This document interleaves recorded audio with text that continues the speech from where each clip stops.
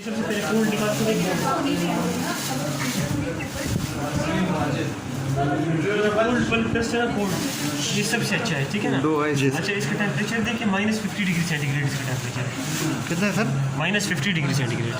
अच्छा, ये अगर आप कोई बर्फ़ रखें इसके टूथ पे ना, तो उससे बहुत ज़्यादा है इसका टेम्परेचर। तो -4 डिग्री, ठीक है, ये -50 है, ठीक है।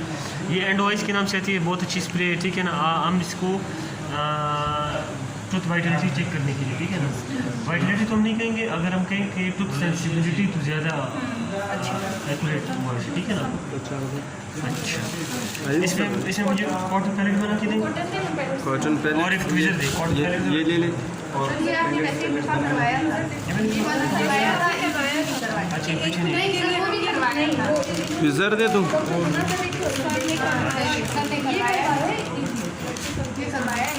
अच्छा, इसका तरीका क्या है?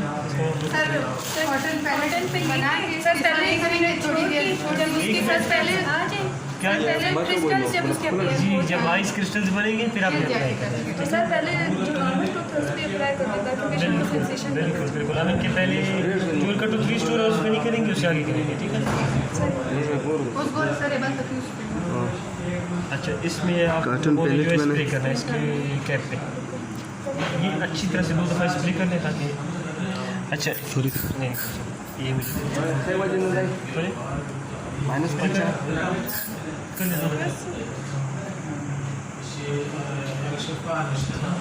कर लें अच्छी तरह से, नहीं एक मिनट, इस पर डायरेक्ट कर लें, ठीक है ना। अच्छा, अभी हम वेट कर रहे हैं। अभी जब इसके फ्यूम्स बनेंगे ना, इसमें क्रिस्टल्स आपको नज़र आएंगे, इसके क्रिस्टल्स आपको नज़र आएंगे,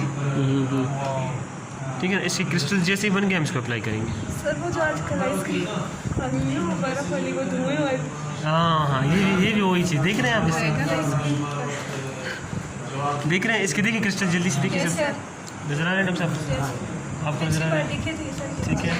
एक बार दिखाओ सर। ये सर बस पिघल गए। जी सर, ठीक है। अच्छा, अभी हम अप्लाई कर रहे हैं, ठीक है। मैं इसके नॉर्मल टूथ में अप्लाई कर रहा हूँ, ठीक है। ये इसमें हम म्यूजिबल कस में भी कर सकते हैं और मिडिल 1/3 में भी कर सकते हैं। ठंडा लग रहा है, दर्द हो रहा है, जैसे ठंडा लग रहा है, ठीक है। सेंसिटिव है, ठीक है, इनका इसका मतलब वाइटल है, ठीक है, सेंसिटिव है, कोल्ड सेंसिटिविटी के लिए। अच्छा, ये मुझे अलग से दे सर अभी उसी को करके भी चेक करेंगे, ठीक है भाई। अभी दूसरे दांत में चेक कर रहे हैं, उसमें भी अगर आपको उस तरह ठंडा लगे, दर्द हो, ठीक है, डिस्कम्फर्ट हो, बताना है आपने, ठीक है।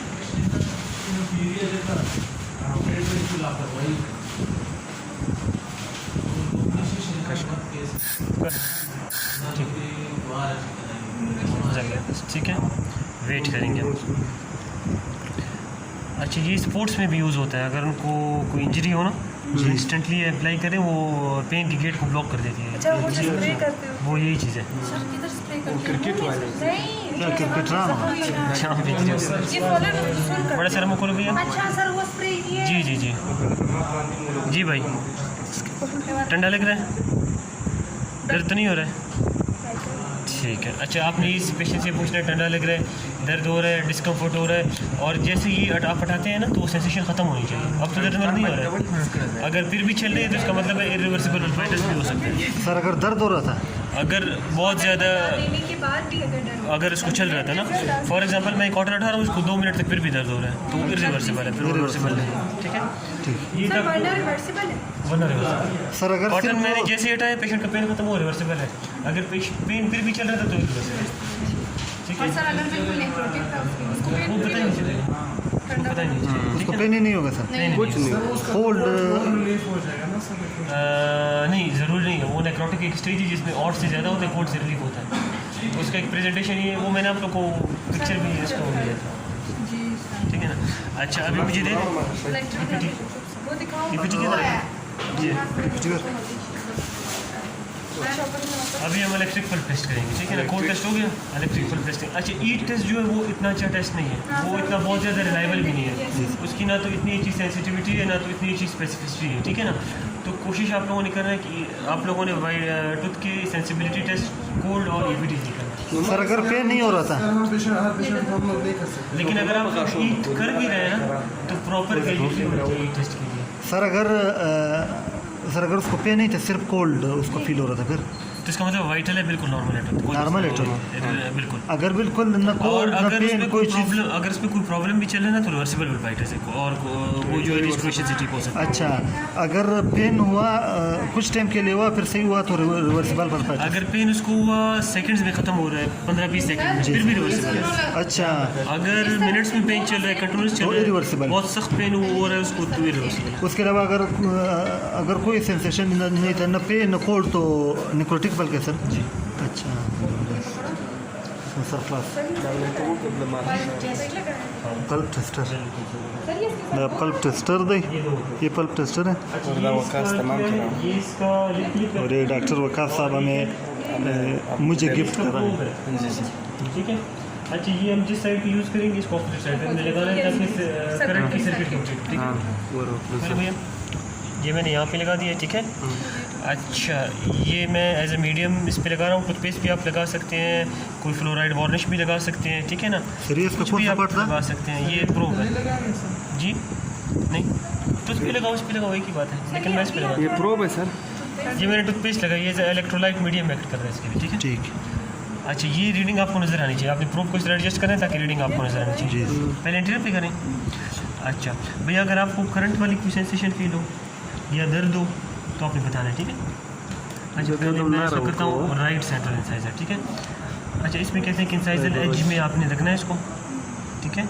अभी आप देख रहे हैं इसकी रीडिंग चल रही होगी, ये देख रहे हैं, रीडिंग को भी देखते जाएँ। जी जी। हो रहा है दर्द, करंट लग रहा है, ठीक हो गया, सही है।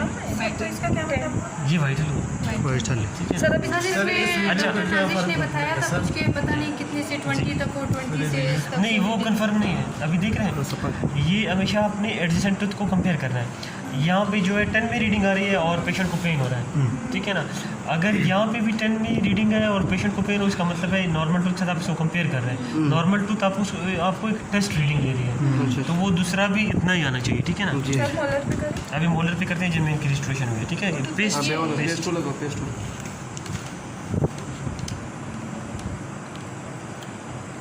सर ये चार्ज जी चार्ज होता है इसकी बैटरी चार्ज। इसको फ्रीक्वेंटली यूज़ करते हैं यार यूज़ करता हूँ, जब भी कोई मुझे डायग्नोसिस में शक आ रहा हो तो मैं इसको यूज़ करता हूँ।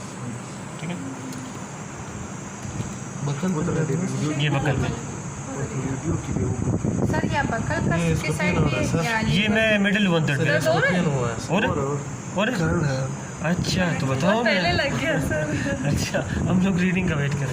ठीक है, तो ये वाइटल है इनकी। ठीक है, इसकी जो मैक्सिमम रीडिंग है ना, इसकी जो मैक्सिमम रीडिंग है, ये जब 40 तक जाएगा ना, अभी ये ग्रीन कलर में है, 40 के बाद ये रेड कलर में आ जाएगा। रेड कलर मीन्स अभी वाइटलिटी के चांसेस कम होते जा रहे हैं। हो सकता है ये इसकी मैक्सिमम रीडिंग 80 तक है, हो सकता है 80 तक भी पहुँचे फिर भी पेशेंट को सेंसिटिविटी ना हो, तो इसका मतलब है कि नॉन वाइटल। वो तो बिल्कुल नेक्रोटिक हो गया सर। और सर ये लो वो होता है ना सत्ता वाइट ठीक है, ये टाइप भी ठीक। सर ये लो मीडियम आपका प्री मोलर खराब है। ये करंट जो करंट होता है ना, उसको आप लो भी रख सकते हैं, मिड भी रख सकते हैं, हाई भी रख सकते हैं। करंट को लो, माइल्ड और हाई। किसी पेशेंट क्या होता है, थ्रेशोल्ड बहुत ज़्यादा लो चेक करेंगे सर ये इनका लो है। थ्रेशोल्ड लो होता है ना, तो उसमें आप लो पे रख लें, क्योंकि अगर आप हाई पे रखेंगे बहुत जल्दी करंट लगेगा उसको।